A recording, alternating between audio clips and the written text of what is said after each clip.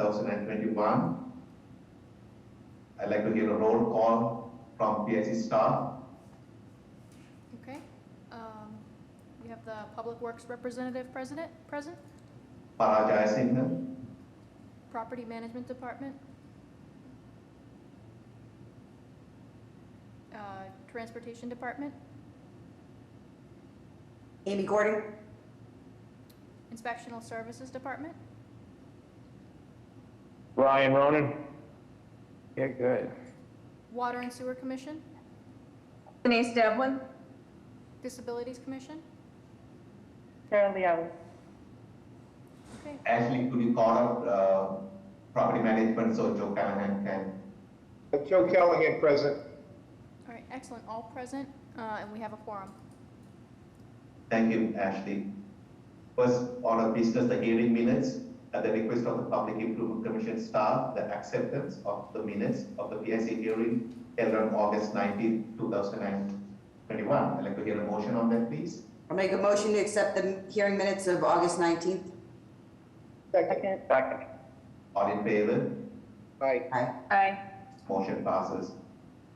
Moving on to the public hearing segments under the utility pole hearings. First item, on a joint petition by Verizon New England Inc. and Eversource Energy for a pole installation within Mount Vernon Street, a public way, Dorchester, to install one new utility pole to be located on its southerly side across from Cottrell Street. Hopefully I pronounced it correctly. Petitioner. Yes, good morning. My name is Ross Bilodeau. I'm representing Verizon New England this morning. How are you? Doing fine, Ross. We can hear you. Go for it. Okay, I'm gonna share my screen here.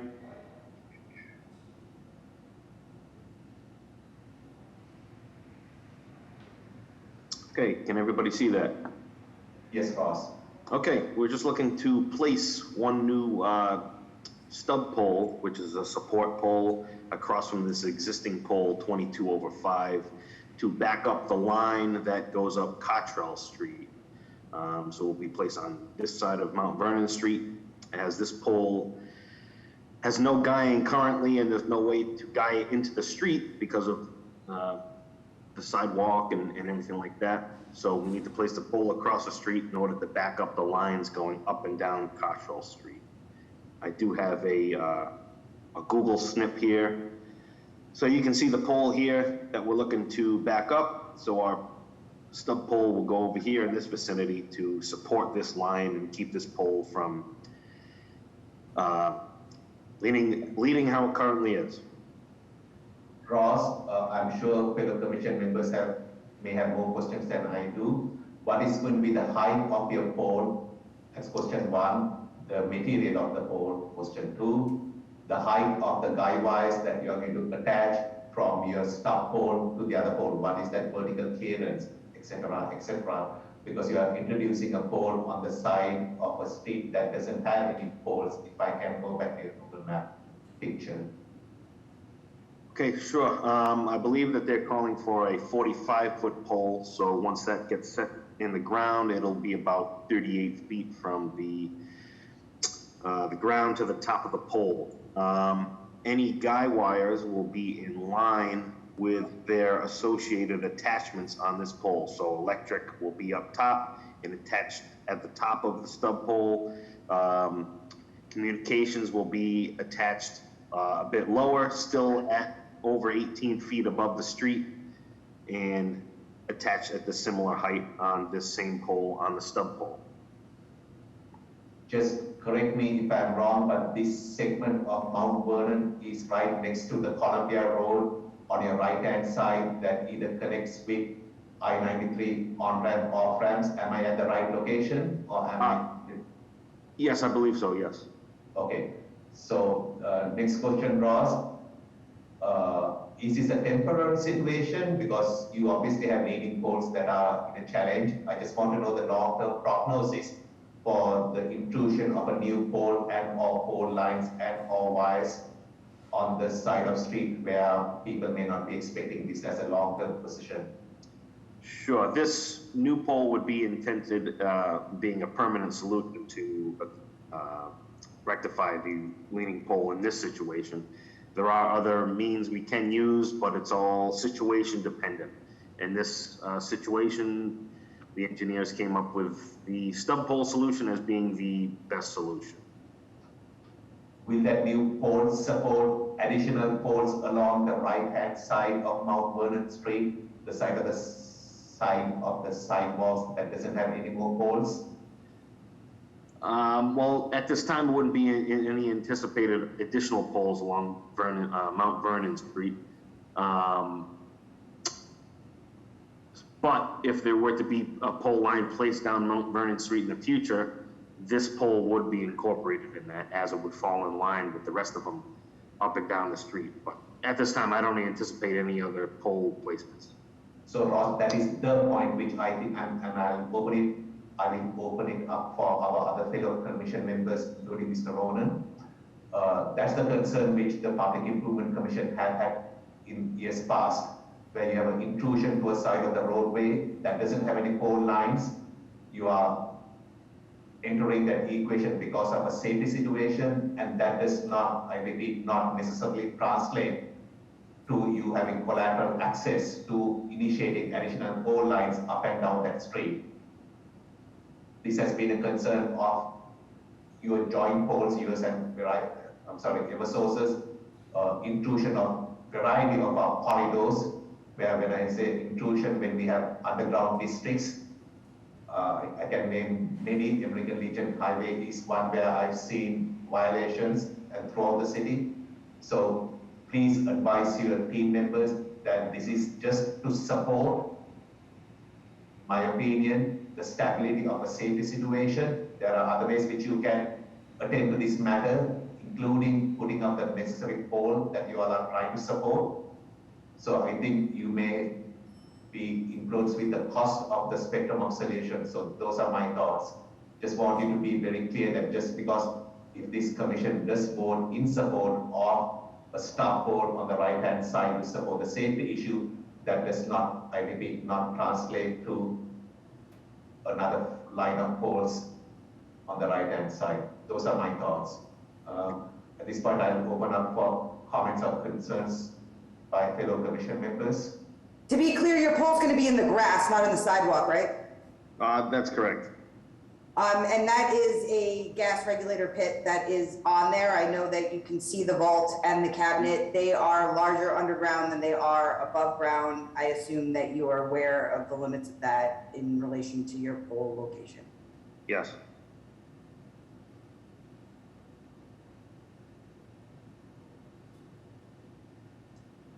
Any further comments by inspection services? Yes, Par. Have you reached out to my electrical division by any chance?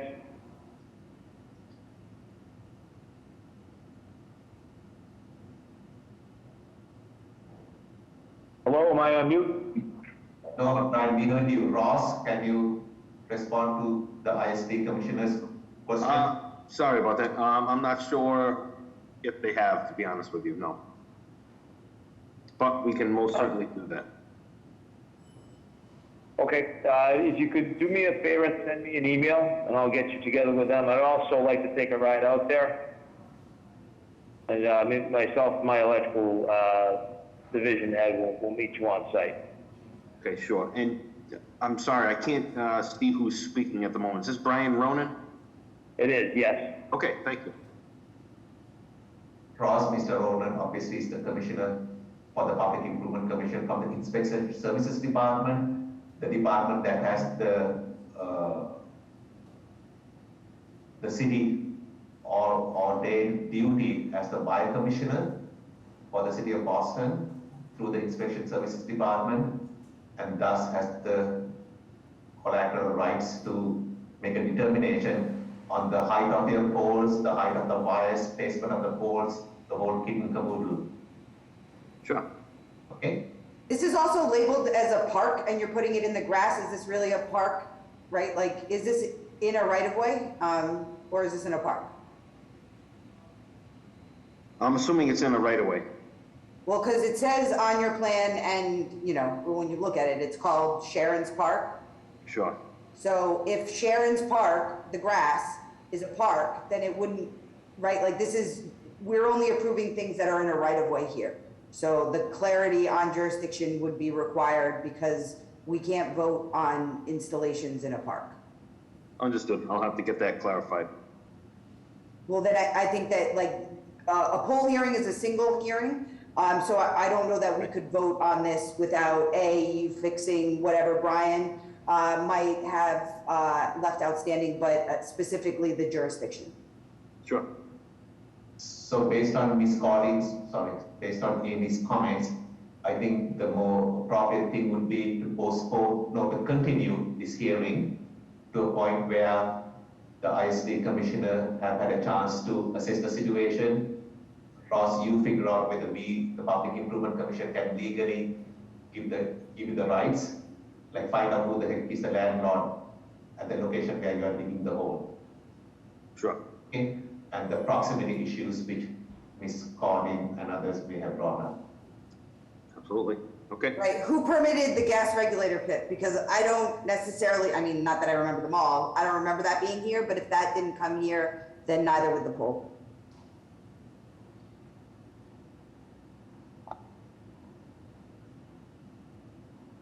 Any further comments by commission members? Hearing none, any comments by PSC staff and or members of today's audience?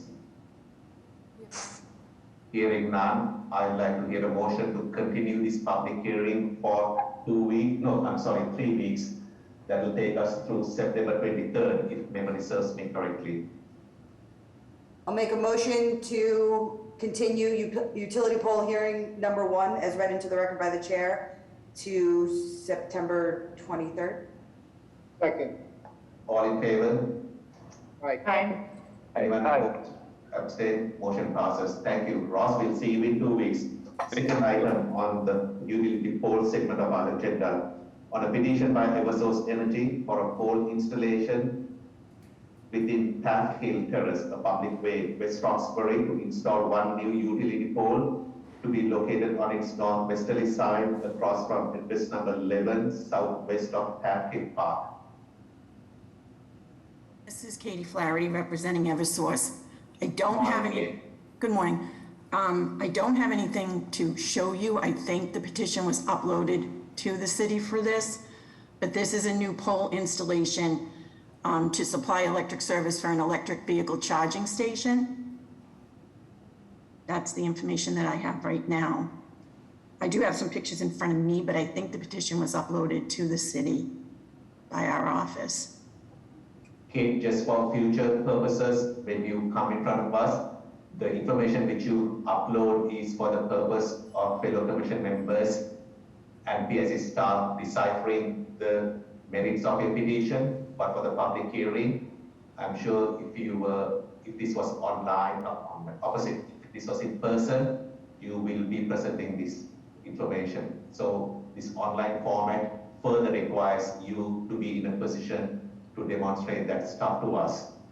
Because Okay. it's not the commission members, this is an open public hearing, and it is for the benefit of the public.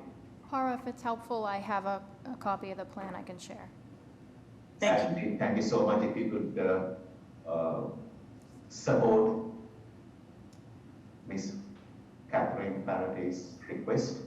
Appreciate it. Thank you, Kate.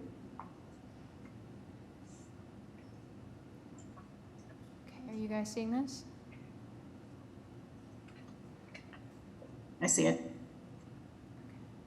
Go ahead, could you amplify your request a little bit more? So this is where Eversource would like to install this new pole. An electric vehicle charging station is going to be installed somewhere in this parking lot. So this pole would be installed to provide service for that charging station. Why can't it use either of the other poles adjacent to the parking lot, like the 23 feet away and the 160 feet away, both in front of the parking lot? Why does it need a whole new pole? You know, that I don't have the answer to. That would be from our engineering department. I can find out and get back to you on that. Yeah, I mean, I think just because as we proliferate these through the city, like, we've seen them show up without new poles. And if there was no pole in sight, then I would kind of understand it, but there being two right up against this parking lot, it seems. This one, I think, pardon me, I didn't mean to interrupt you.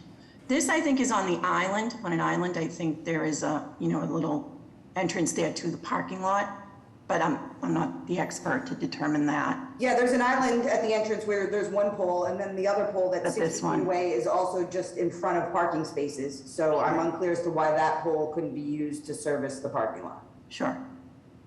I can find that out, get back to you on that. Yes, could you please, Kate, because Commissioner Gordon's comments are, at least it shows so much merit as the way it is being presented.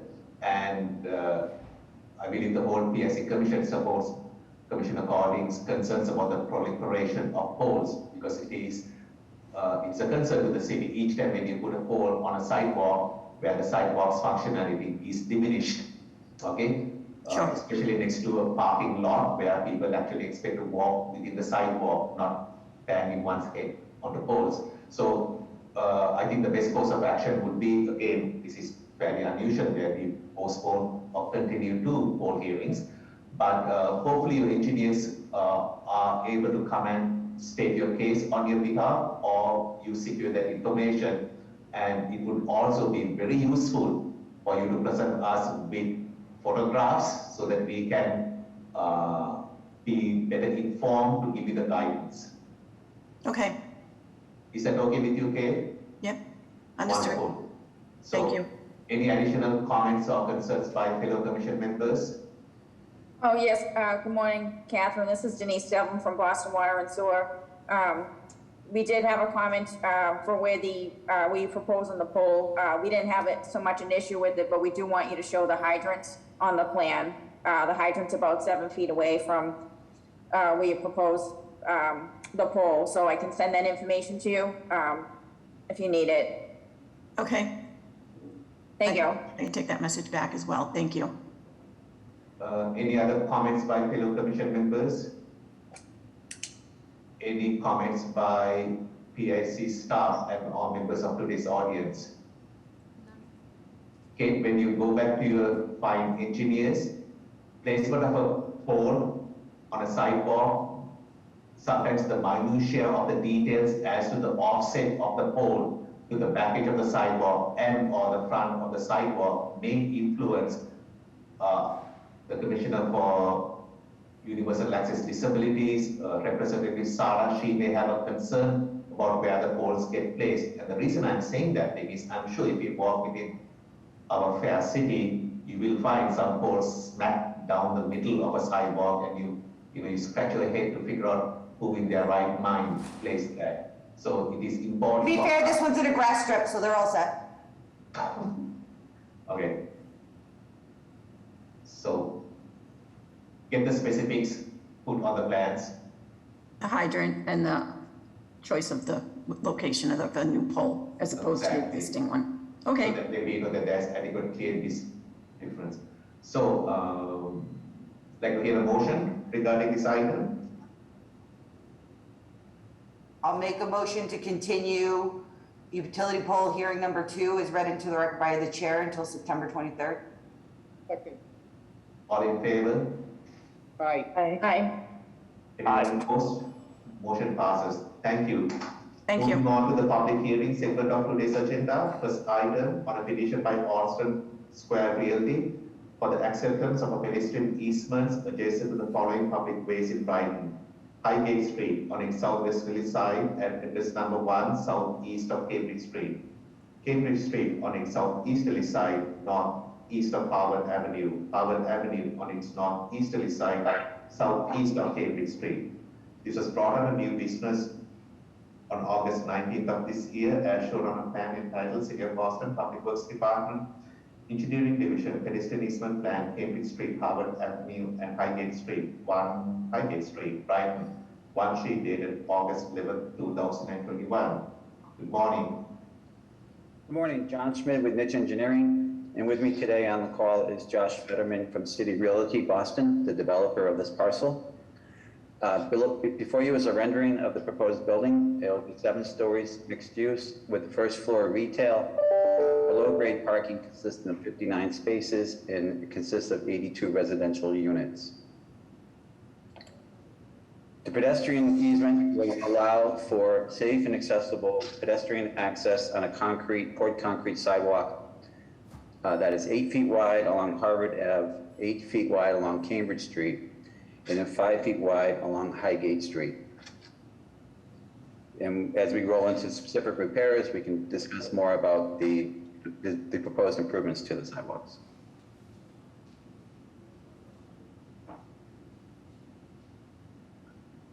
Unless you Thank want you, to- John. Thank you, John. Any questions by fellow commission members? Hearing none, any comments or concerns by PSC staff and/or members of today's audience? Hearing none, I'd like to hear a motion regarding public hearing number 1. I'll make a motion to approve a petition by Austin Square Realty for the acceptance of a pedestrian easement in Highgate Street, Cambridge Street, and Harvard Ave, as read into the record by the chair. Second. All in favor? Aye. Aye. Anyone opposed or abstain?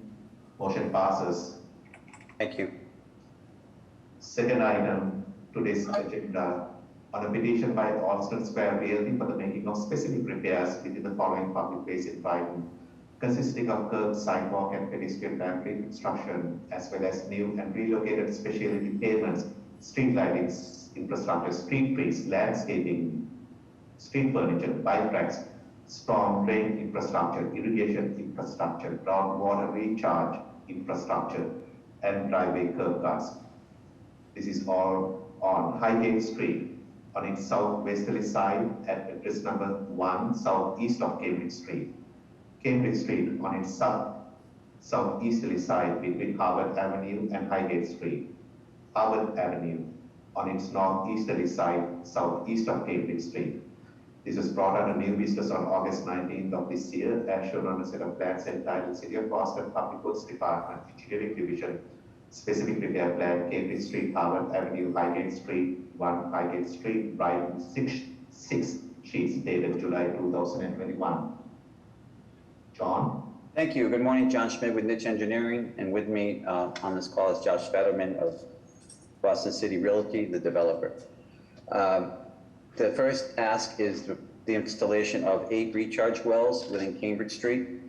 The wells will be approximately 12 to 16 feet deep below grade, and the water within the building itself, there's a tank that collects the required 1 1/4 inch of stormwater runoff, and then it's pumped into the wells, and when the wells are at capacity, of discharge into the city Boston Water and Sewer stormwater system. I can take questions now, or I can continue if you'd like. Any questions by commission members regarding the specific repairs for Cambridge Street and Highgate as shown by Mr. Schmidt? Oh, good morning, John. This is Denise Delvin from Boston Water and Sewer. Just to make a comment, we're okay with the location, but as usual, we just may have additional comments with that through this, the site plan process. Yes, Denise, and we've been through 2 or 3 iterations of review with your staff, and this Monday we submitted 5 drawings, 5 sets for approval. So I believe we've addressed all the comments that we received to date from Boston Water and Sewer. Okay, thank you, John. Thank you.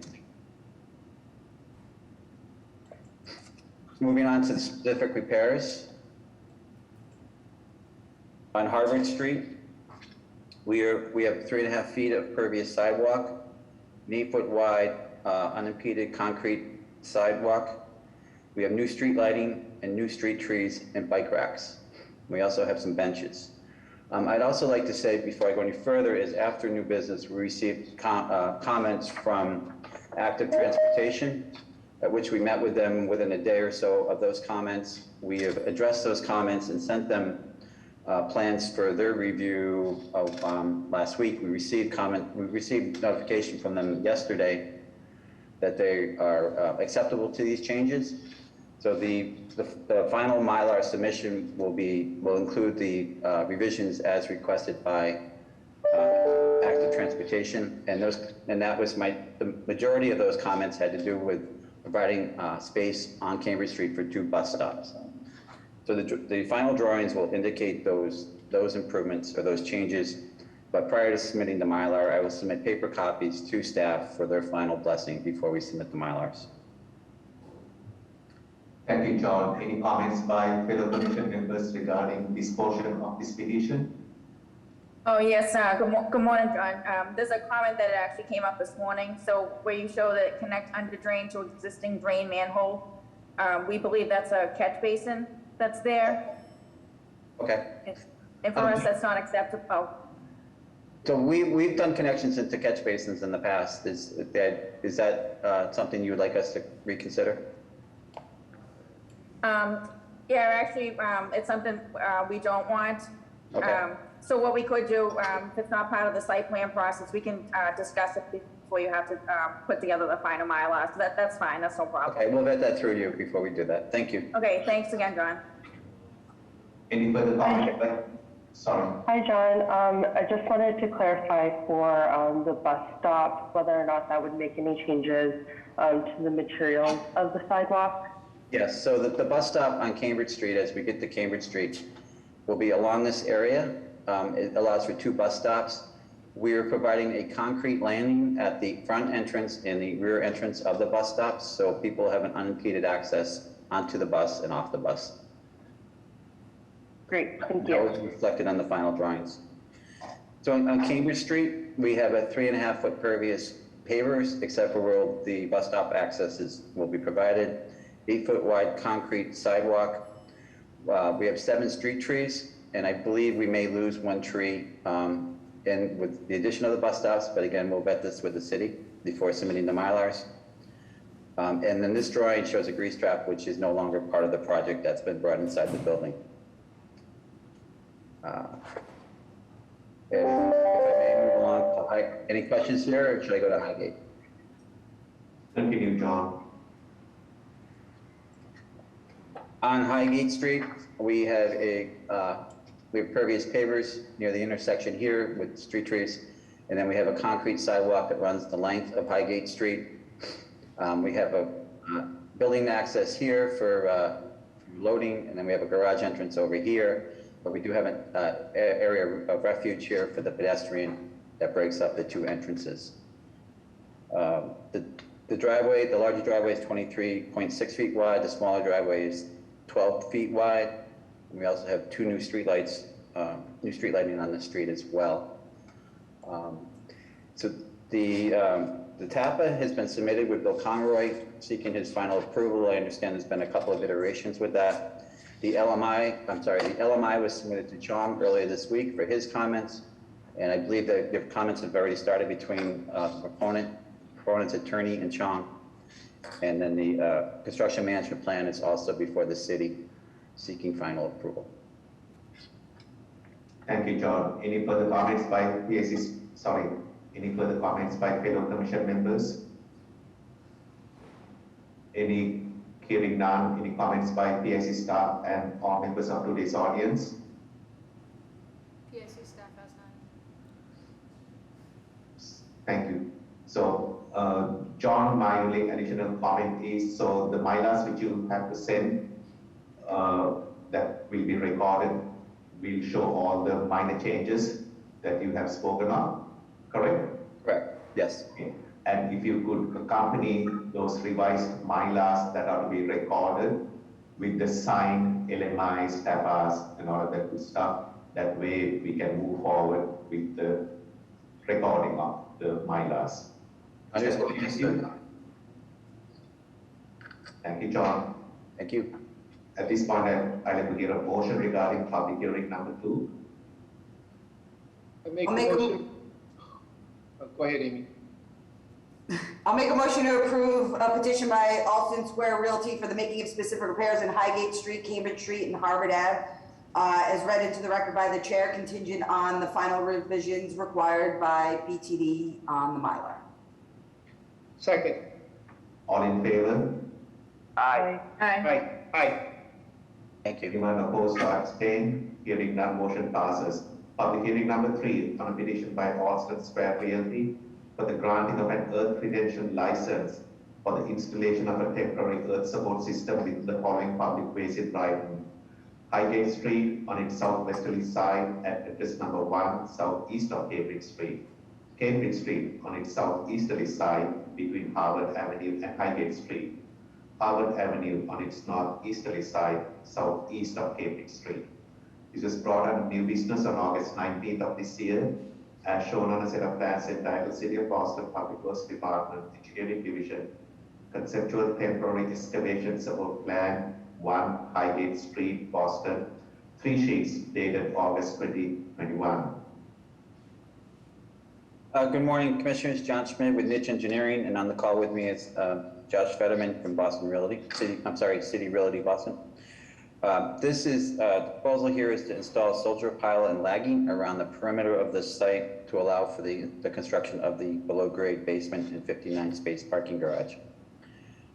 Soldier pile and lagging projects no more than 2.5 feet into the public way on any street, any of the 3 streets before you, and they will be cut down to be 6 feet below grade at the project completion, so they will not impede with any future improvements within the top 6 feet of the sidewalks.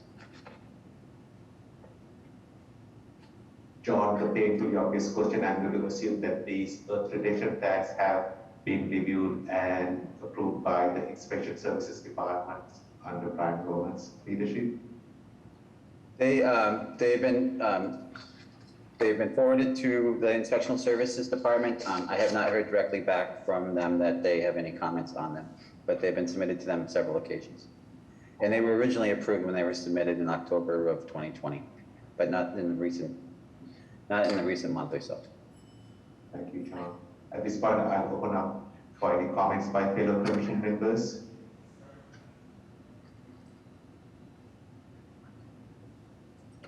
Hearing none. Any comments by PIC staff or members of today's audience? Hearing none, I'd like to hear a motion regarding public hearing item number 3.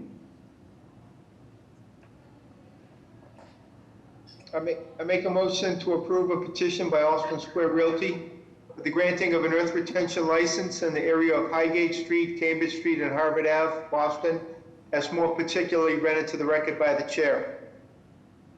Second. Second. All in favor, please signify by saying aye. Aye. Aye. Aye. Anyone opposed or abstain? Hearing none, motion passes. Thank you, John. Moving Thank you on. very much. Public hearing number 4 on a petition by 282 Raymond Owner LLC for the acceptance of a pedestrian easement adjacent to Brennan Street Public Way, East Boston, located on its southwesterly side at address number 282 through 308 northeast of Brook Street.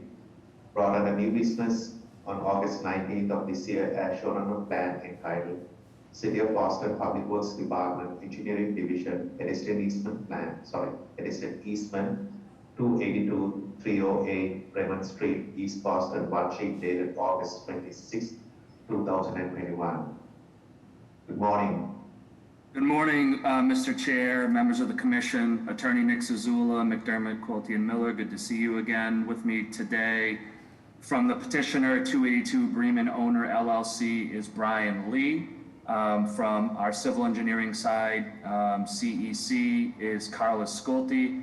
I also have Eric Robinson from Rhodey Architects and Guy Busa from Howard Stein Hudson. Mr. Chair, I'm not going to go through the project again in any detail unless there's any questions after the new business hearing. Just to provide some quick updates on some of the paperwork and administrative issues before Carlos goes into the specifics on these 2 petitions. The TAPA and the CMP are both at BTD. My understanding is the CMP is under review. The TAPA has been reviewed and approved, and we're working on its execution. And then as far as I recall, the new business hearing, you had made sure that we would submit our agreements to PIC Legal and to Chong. And I just wanted to make note that those agreements were submitted to PIC Legal last week after our August 19th new business hearing. With that, I will throw it over to Carlos, who can go over the pedestrian easement at this time. Thank Nick, you. if you could be ever so kind, since even though you gave a wonderful presentation at the new business hearing, but Nick, from a legal perspective, this is the public hearing. So Understood. if anything goes south, it is the public hearing which they question us, because this is where the vote is. So it's not a very lengthy presentation, but a quick overview that will tie in the specific repairs and the pedestrian easements.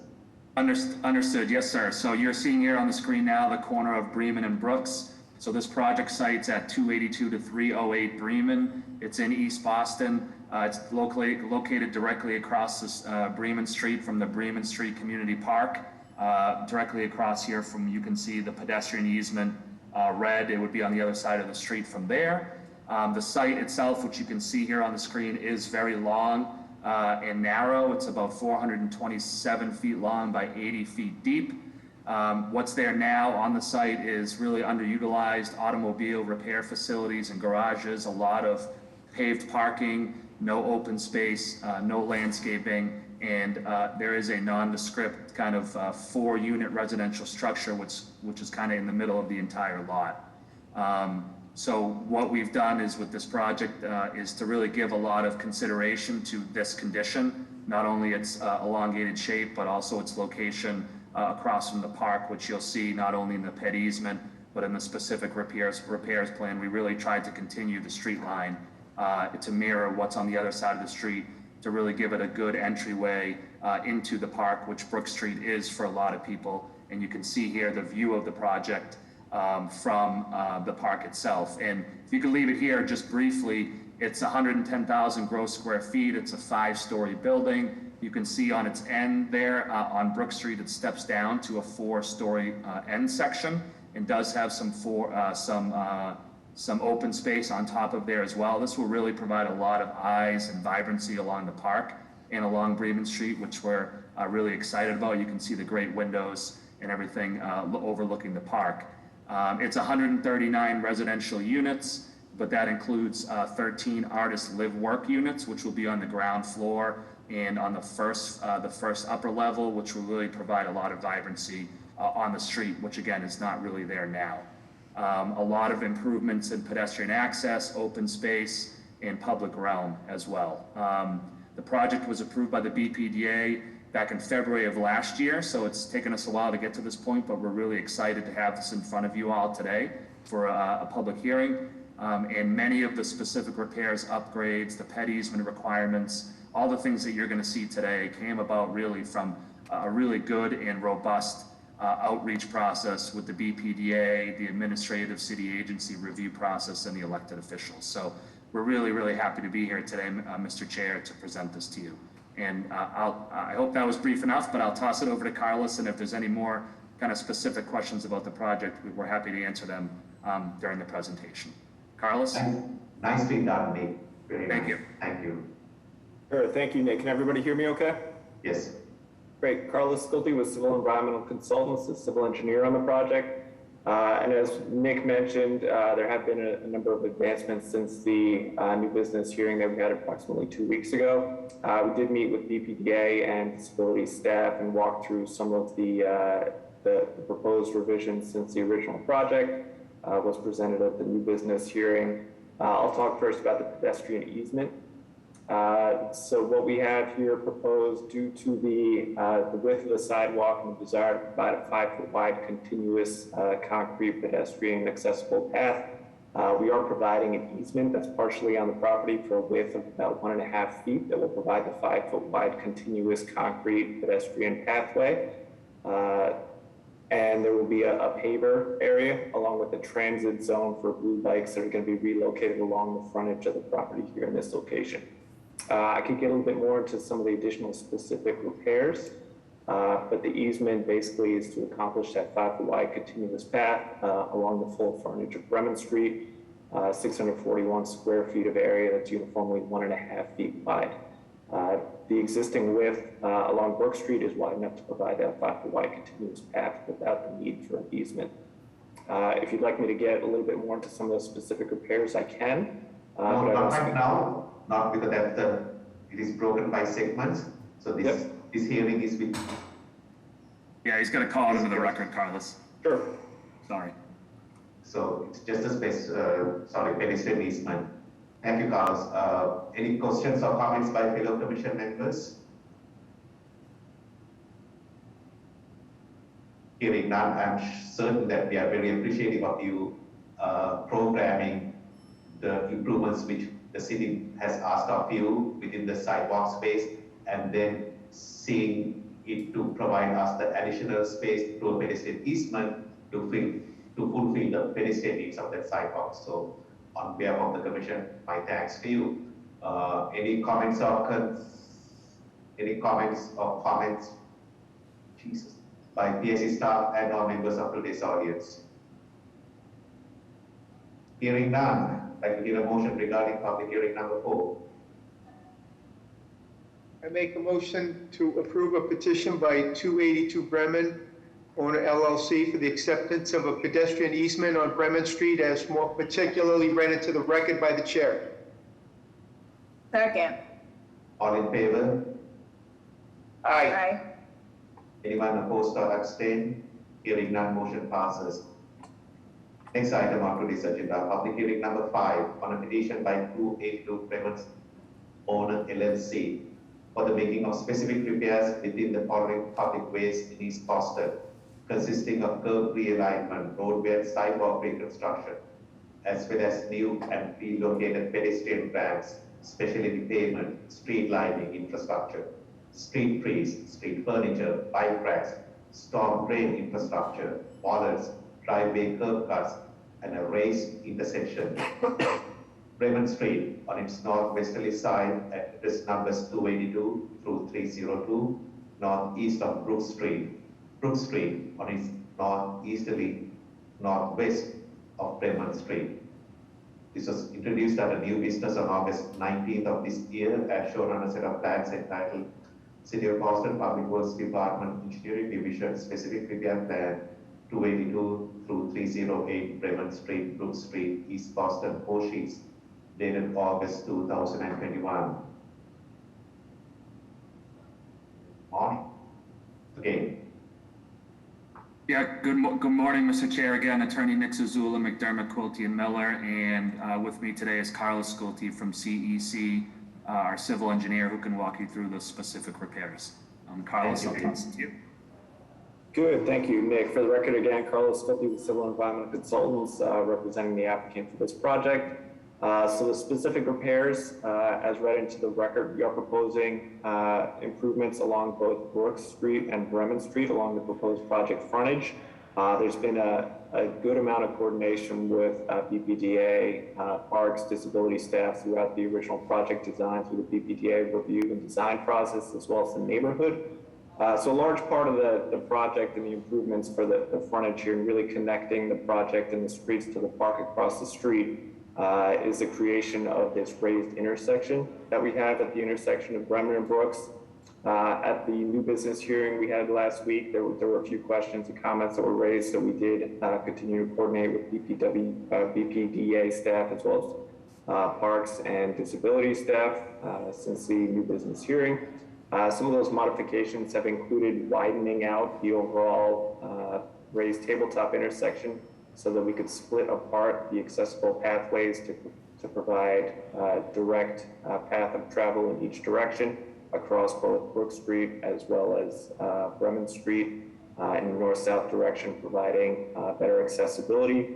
We reduced the amount of truncated domes along the southerly side of Bremen Street as requested by disabilities. We also added bollards at the intersection at the corners here to be able to provide better pedestrian protection at the corners, and also clarified with the team, and I can show an updated exhibits in a second, that previously on one of the exhibits there was a transit board that was shown inadvertently at the intersection here, which was coordinated through the TAPA plan and the review to be moved internal to the building as part of the multimodal improvements. So the improvements that we are proposing are going to consist of a curbway realignment here at the intersection that provides a widened pedestrian zone and the transit hub, which is the relocation of the blue bikes that are currently located on the southerly side of Bremen Street Those will be shifted and relocated to the northerly side along the project frontage, where we have this widened area that'll provide for better accessibility and use of those spaces without encroaching on the public travel areas. We have a number of bike racks proposed along the project frontage, which will provide additional opportunities for transit, multimodal accessibility. And with these improvements, we also have new and improved landscaping where there really isn't much to speak of along the frontage. There'll be fully compliant tree pits that are going to be 3 feet by 8 feet long with mulch along the northerly edge of the project here. And then there will be 12 by 12 reduced size openings here with pervious pavers and structural soil for the 5 street trees that we have here, where we didn't want to encroach on the public realm and the travel that we'll see in this more widely used area. Along Brook Street, we have the standard parks tree pits that we have here, 3 by 8 with mulch with pervious paver strip in between. The 5-foot concrete sidewalk behind the pervious pavers, and along the entire frontage, as noted with the previous public hearing, there will be a uniform width 5-foot wide minimum concrete sidewalk behind the paver zone and the back of the easement here. That sidewalk area will meander in and out a little bit, as we'll show with a few of the renderings along the project frontage here as the building articulation does change. We do have a single access point into the building consisting of a 20-foot wide driveway for the vehicles for the tenants of the facility at the very northerly end of the project here. The driveway curb cut and the approach will be per the city standards. We also have a loading dock access off of Brook Street to be able to service trash and move in, move out maneuvers, the 12-foot wide driveway access, again, per the city standards. With the raised tabletop intersection here, there will be some additional drainage catch basins we're going to be installing to minimize any potential for puddling or drainage at the intersection here. We have submitted to Boston Water Sewer Commission for review and approval. We've had 2 reviews and we're pending a final submission for the final approval with the latest set of comments that we've received. We did receive feedback from BPDA staff and all the other agencies that we've communicated with that there are no further comments. We believe we've addressed all the various city departments with the plan that we have in front of us here today. Very quickly, I will walk you through some of the renderings. This is a view of the corner of Bremen and Brooks. This is the entry into the retail space. The blue bikes here will be located along the frontage. And we'll have the main pedestrian crossings located across Bremen in this location and Brooks coming out of the page in this direction.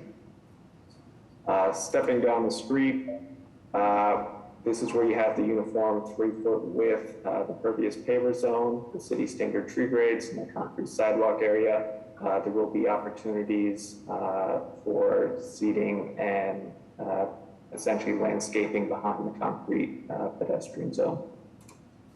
Continuing down the street, the access into the main residential lobby, it'll be accessible with an accessible sidewalk as well as stairs leading into the space, some more of the additional trees along the frontage. A view looking back in the opposite direction, looking westward on Bremen Street, you can see the building articulation and the sidewalk areas as well as the pervious pavers and the tree pits. And you're going more views of the frontage of the property here, just to give a little bit of context to the proposed development. So with that, I believe that covers all the proposed improvements we have in front of you here today. Happy to answer any questions or respond to any comments you may have. Thank you, Carlos. Nicely done. Comments by fellow commission members?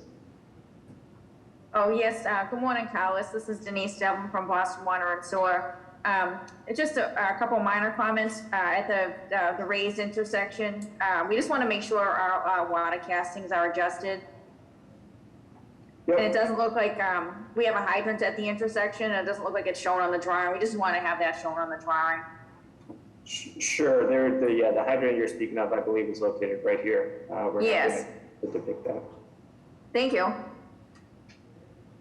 Just following up on Commissioner Devlin's point, I'm going to assume that if there are any other manhole covers or anything of that nature within the raised intersection, those private utility manhole covers will be also adjusted obviously to meet the grade.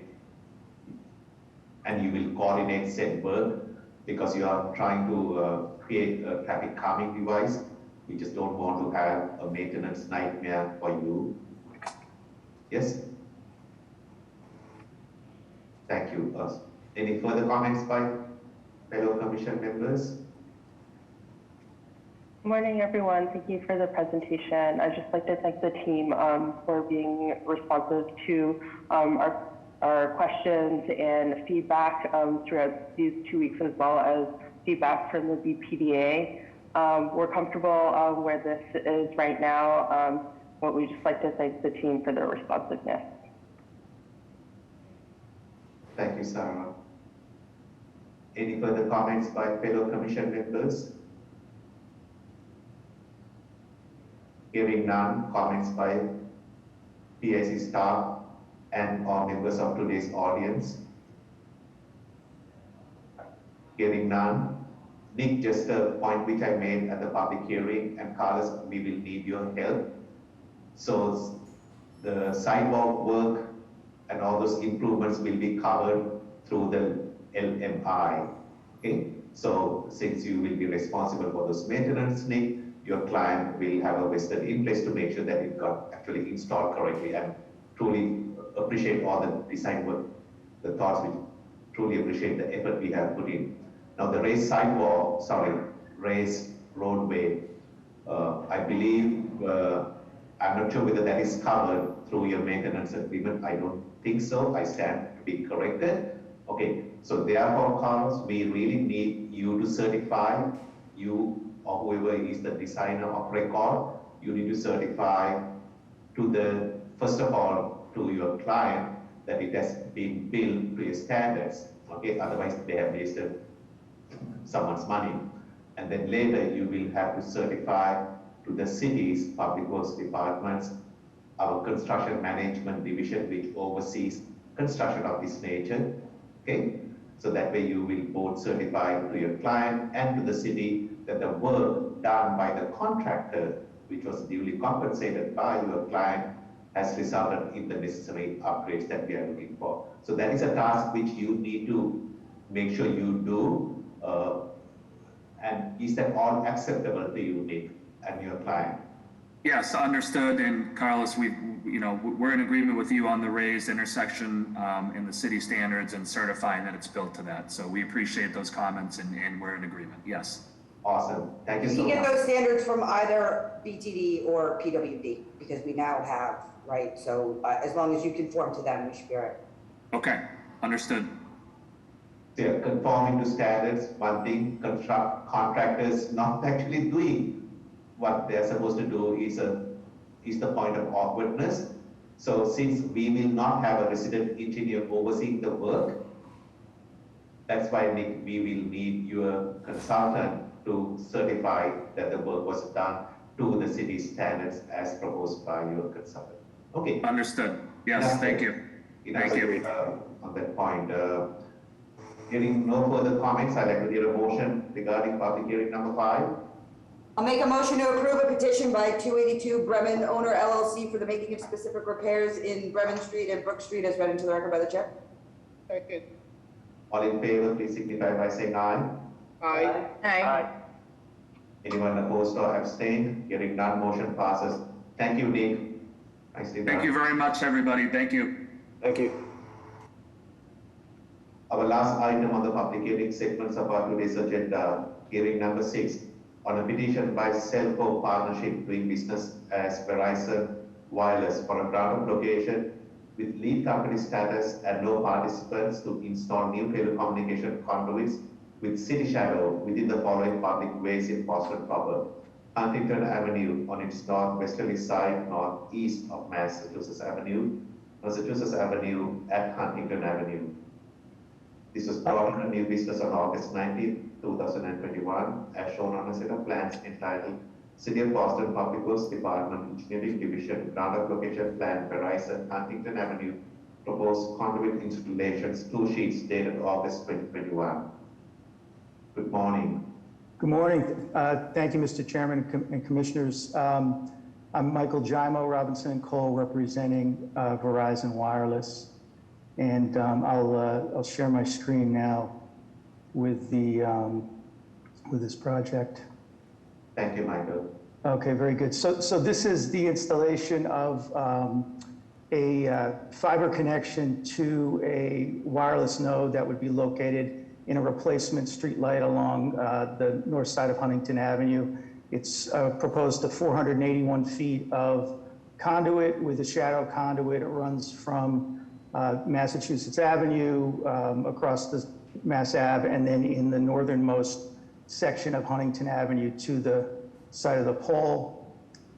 There's also a, and I'll zoom in a little bit, there's also a 18-foot power connection through a conduit that's at this location. The pole would be replaced with a new pole. We've had comments from the street lighting department and from the Commission with Disabilities, and we agree with those. We'll comply with those comments. At the previous session, there was a question about the paving of the street. We had understood this project was on the list to be paved immediately. It looks like that schedule has changed a little bit, but we would do this work ahead of any repaving, and we would not do the work, obviously, if the street was under a moratorium.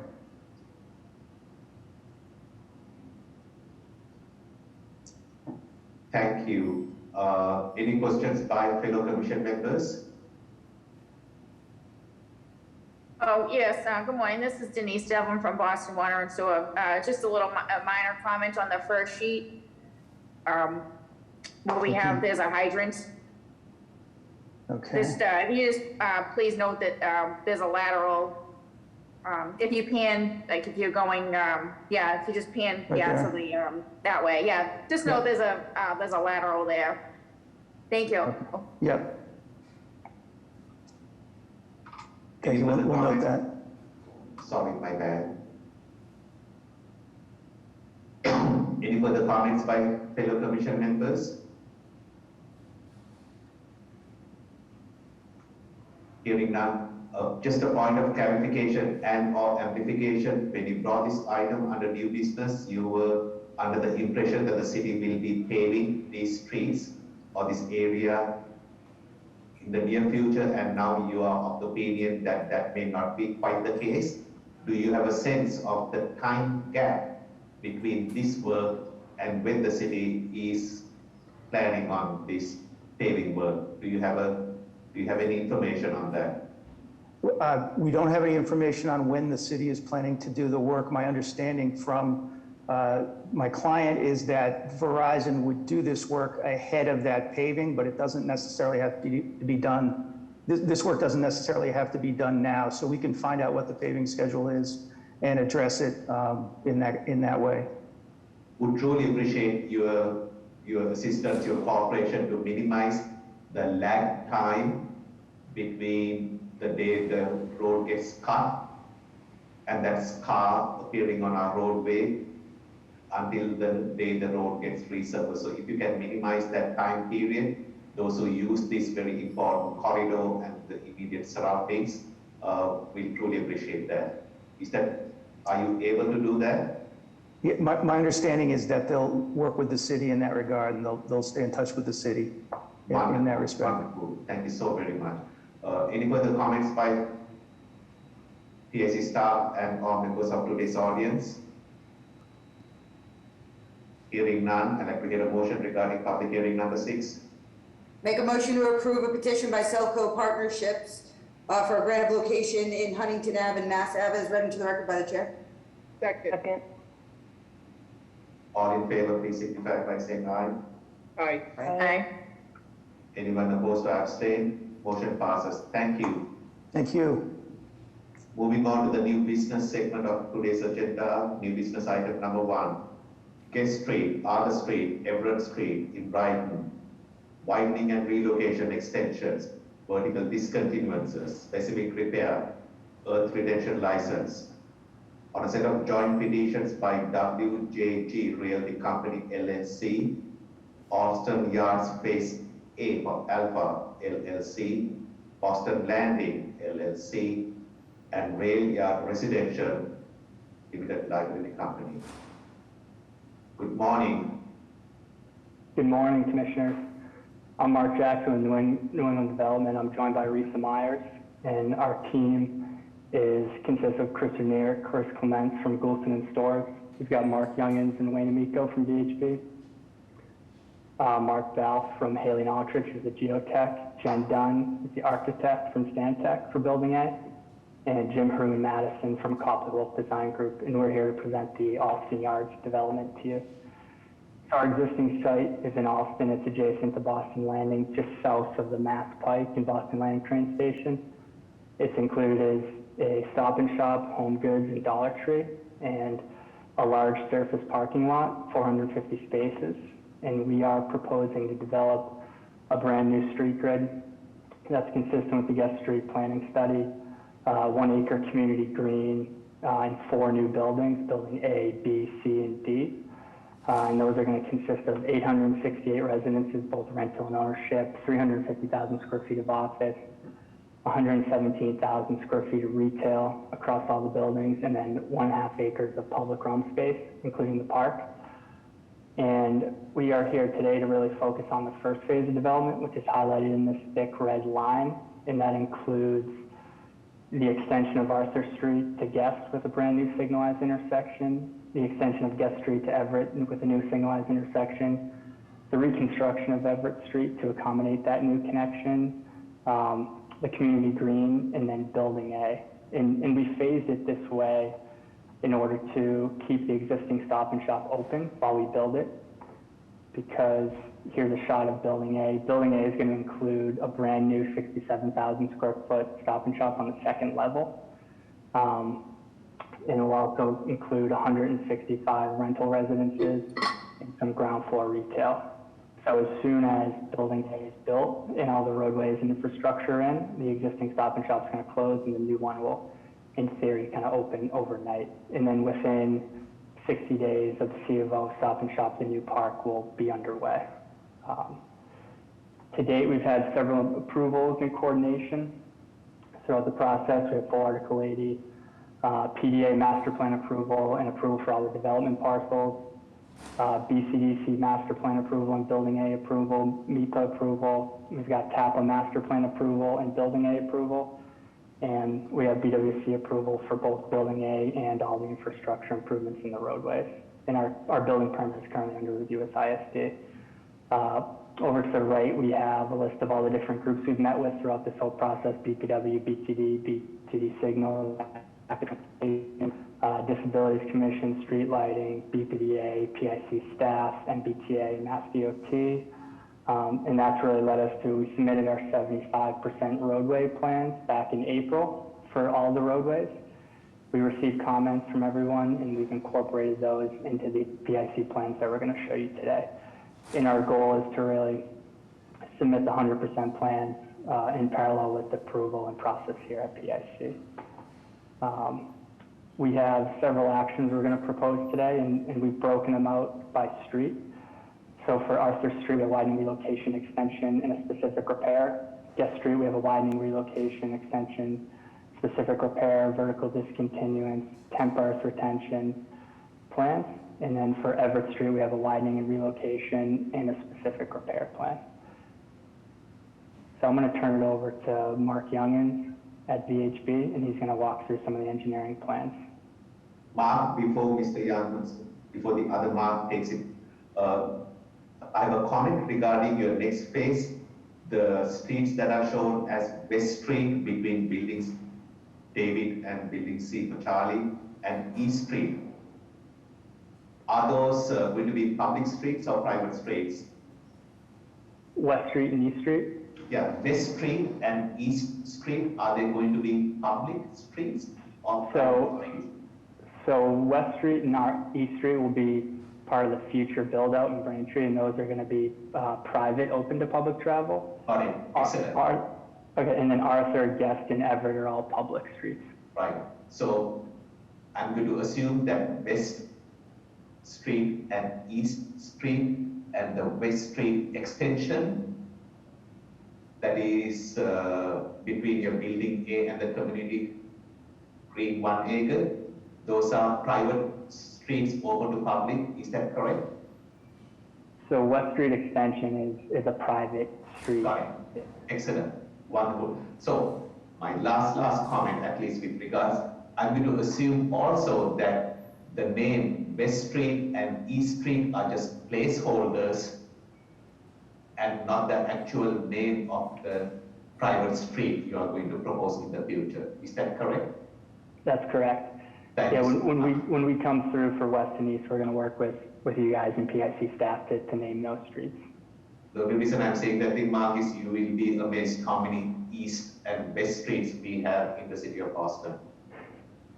Okay. Sorry, Mark Young, could you please take it from here? Of course, the second mark is up. The first piece that we're going to talk about is the extension of Arthur Street.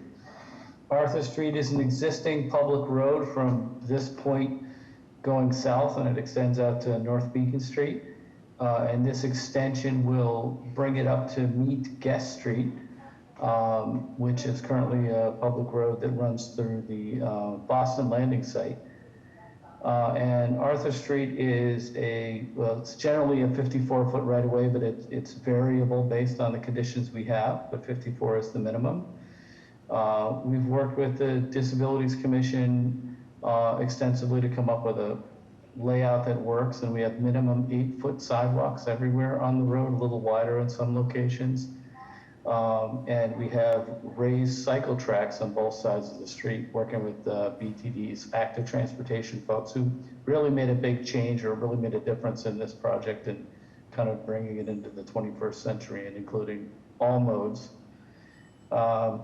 There's associated landscaping, and it ties into the existing driveway, which is right next to the Lantera, which is right on the existing building just to the north, right where the hand is. Areas that aren't accessible concrete have either landscaping or pavers, and this has been fully coordinated with our neighbors. Actually, the Boston Landing team has been an active part of the development of the design of this project, so we can integrate right in with them and locate the signal equipment at the corner of Arthur Street and Guest Street. And it's been, I think in the end, it's going to be a better project for both of us. And we're integrating some existing bus shelters that were located here and bringing them into Guest Street. Once again, working with the folks at BTD who are in charge of bus planning and active transportation. So Arthur Street takes us up to Guest Street. We can go on to the next sheet, Mark. Okay, this is the specific repair. I kind of went through that, sorry. I was on a roll. Guest Street is the most significant extension. Once again, it's a widening and relocation of an existing public street. It extends all the way to Everett Street. This is really the main spine of our site, and it completes the vision of really the Boston Landing site and really the local mobility plan to connect this new area of the city out to Everett Street to provide a really great transportation system that'll work for the neighborhood and create that new street grid. Slopes are reasonably gentle, 1%, 1.5%. It ties in all the way down, once again, tying two public streets together. Get my statistics. It's between a 40 and a 49-foot curb to curb, and that depends on the location. In some locations we have turn lanes, in some locations we have a buffer that has been designed, once again, with BTD's cooperation and making sure that this road is supporting the current use of it and the potential future uses of it. Generally 2 travel lanes all the way through, 8-foot sidewalks end to end, 5-foot raised cycle track on both sides of the road. Once again, the sort of the Cadillac of what the city likes to see, and 5-foot furnishing zones along the street for the entire length of the project, a minimum 5-foot furnishing zone. And then frontage zones behind that that are designed integrated with the building to provide street furniture and an active street front. Once again, we have bus stops along the length of the street and connections, pedestrian connections that bring Guest Street and Everett Street together. Next slide, please. Okay, Mark, I'm going to turn that over to you to talk about these guys. I can jump in. So in addition to the widening relocation and specific repair, we have a vertical discontinuance plan for Guest Street. And this is because we've got the right-of-way at the back of sidewalk and right up against the building. So we've got 3 discontinuances. The first is really the residential piece above from floors 3 to 6. And it extends between 1 foot and just under 4 feet, depending on where you are.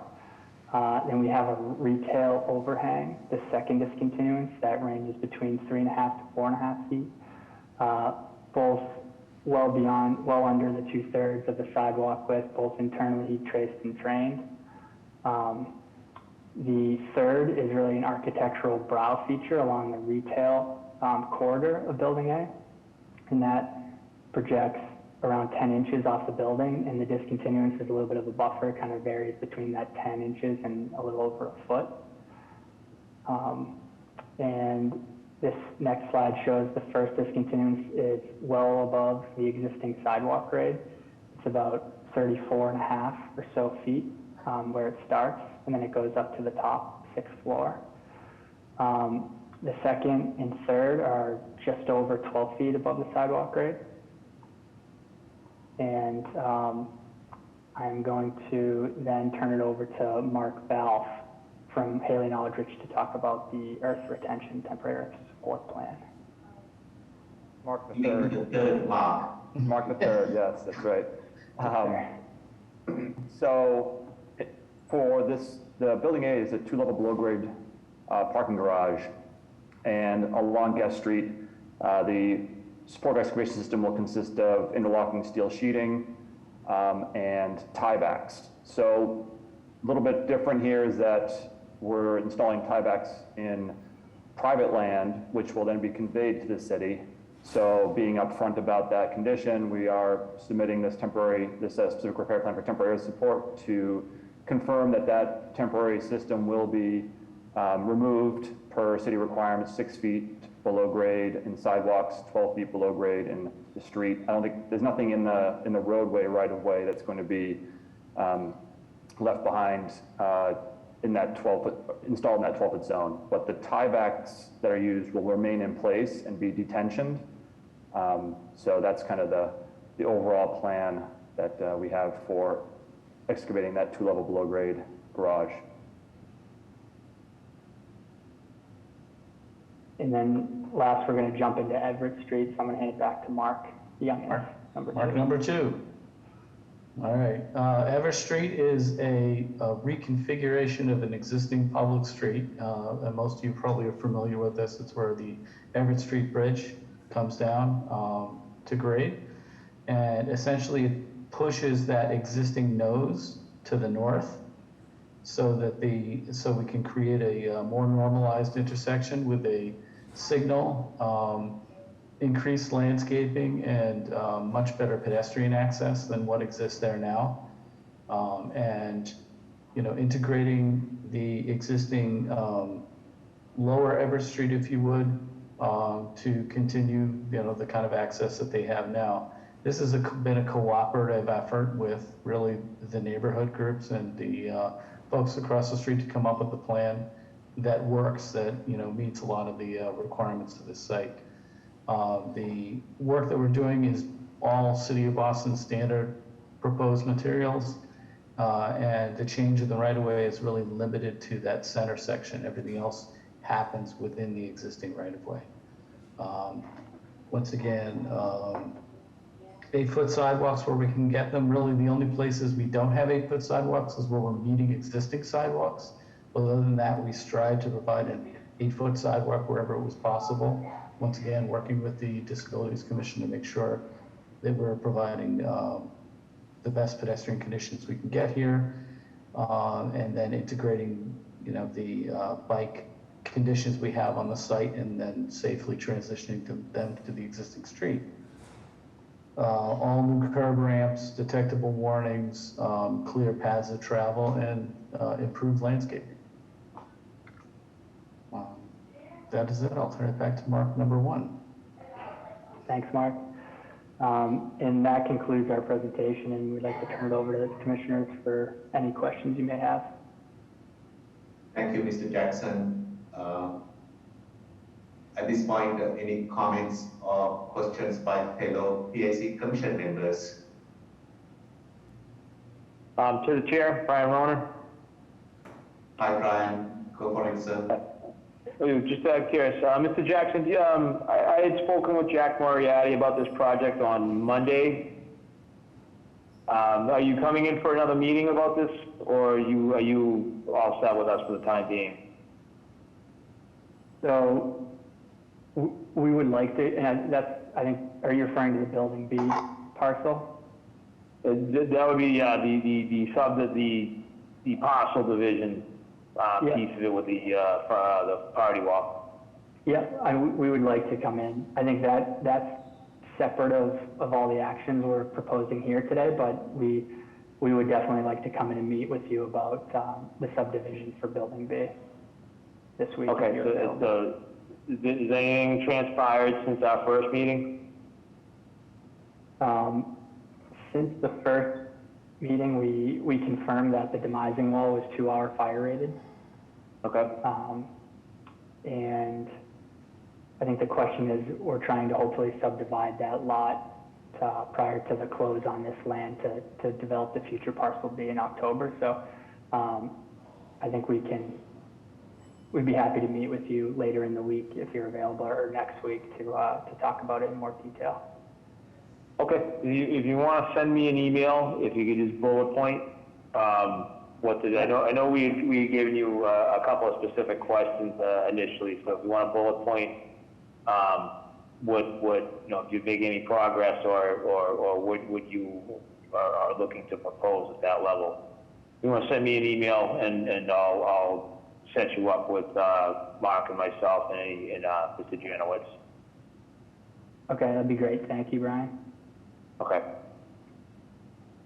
On the BTD side, I know that you guys have been slogging it out with us on a variety of fronts. I think that MassDOT is willing to talk about bike striping over the bridge, so we'd probably like to get back to that conversation and see what we can do there. And then nothing to be done now, but I think that you've kind of gotten as far as you can with signals with where we're at right now.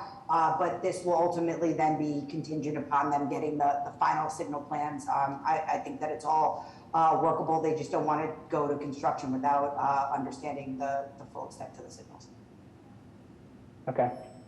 Yeah, we're getting ready to submit the 100% signal plans, so we can get that together.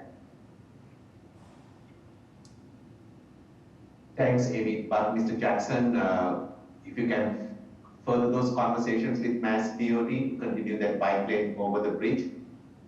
Yeah, we'll do it with you. We just heard that the state's open to this, so that's a recent development.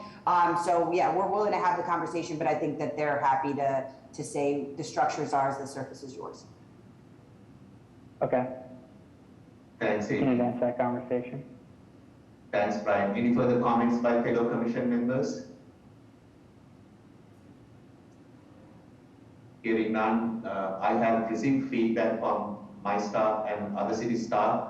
You all have done a wonderful job. Mr. Jackson, come on, Mark, you come to a meeting with 2 other marks. Sorry, here's the bad joke from me. You're right on the mark here. You can't come to a meeting with 3 marks and not hear that rubbish from me. Okay, but seriously, Mr. Jackson, my compliments to all of you for the hard and diligent work, for the iterative process you all have gone through with various city staff to put this project together. So nicely done. Any comments by PIC staff and or members of today's audience? We have none at this time. Thank you. Just a note from file and for PIC staff. Actually, how has the community outreach process been? I'm absolutely certain you all have had an absolute robust process. That being said, guidance to PIC staff members, if we can have a member from the Mayor's Office of Neighborhood Services who can speak for this project at the public hearing, because, and the only reason I'm saying that thing is being fairly certain that you have had a very robust community engagement process. There are certain city residents within the Alston Brighton community that might be a little bit concerned about the development. So it is good for us to hear supportive from our own team, i.e. through the Mayor's Office of Neighborhood Services, as to the public process which you have gone through. Okay? So I'm going to assume that I'm not going to be left out there hanging, i.e. you all have gone through a very robust community participation process. Correct, Mr. Jackson? That's right, yep. Thank you so much. Okay, so I think I've asked commission members for any comments, PIC staff, hearing none. We will mark you up for 3 weeks from today, which would be September 23rd. Will that be okay, Mr. Jackson? Yep, that works great. Thank you, everyone. Wonderful, thank you so much. We'll see you in 3 weeks. Great, take care, bye. Final item on the new business segment of our today's agenda, 281 Camden Street, Boston, proper ground of location on a petition by Crown Castle Fiber.